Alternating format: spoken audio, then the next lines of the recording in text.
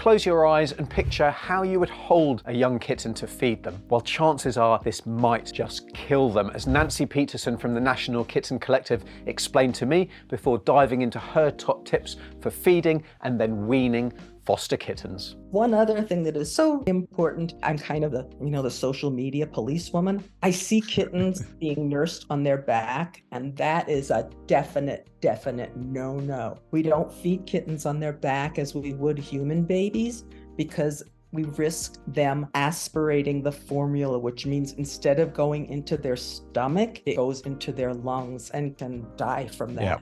Yeah.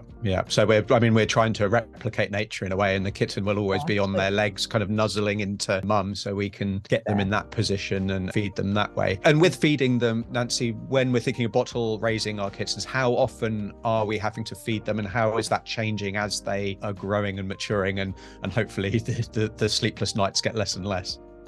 Right. So, it mostly depends on their weight, not so much their age. Because you could have a poorly nourished kitten who is 5 weeks old, but only has the stomach capacity of a 2-week-old kitten. So there's really wonderful information. Well, there's some on our website. We have a wonderful nonprofit called Maddie's Fund, and it does provide a wonderful stomach capacity chart according to weight of the kitten. So it'll tell you this is how much a kitten weighing this much should eat every day, and this is how often, divide this up into 6 or 8 feedings a day, because their stomach has just so much capacity. That's why you don't get to sleep too much. But it does get better as the kitten gets a little older.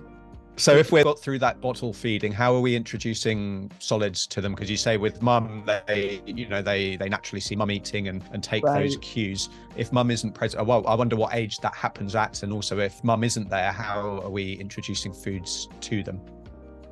So I would say at about 5-6 weeks of age, mom is going to start backing off on offering the milk bar to them, because she's getting pretty exhausted herself. And so if there is no mom, then we as caregivers, and sometimes we get them 4 weeks of age and they can go on to solid food.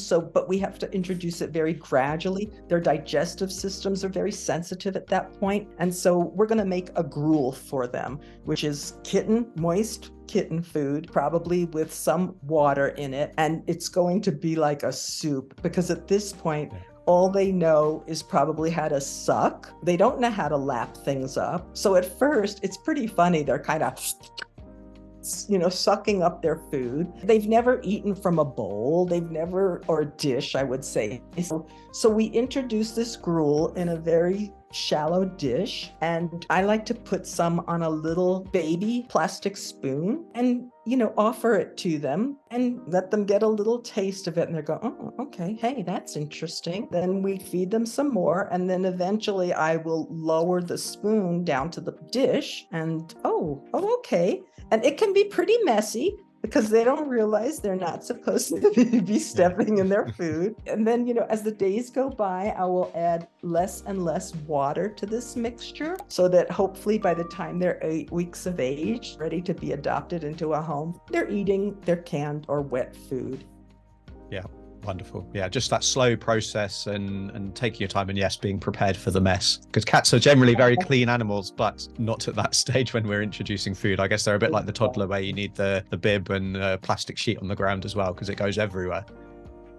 Exactly. And here in the States, I believe it's a Japanese product. It's made by a company called Inaba, and it's called Churu, Churu. I call it a lickable treat. It comes in a little tube and you can squeeze the end. I have never met a cat or a kitten that did not love that. And they actually make a kitten formula. And so I use that a lot. Sometimes I'll mix that in with the gruel or lead them to the bowl with that. I use that a lot for socialization. medication. And perhaps I never try to wrap them in a towel or put them in a bowl to weigh them on a little scale. They want to get off, they jump out. I get so frustrated.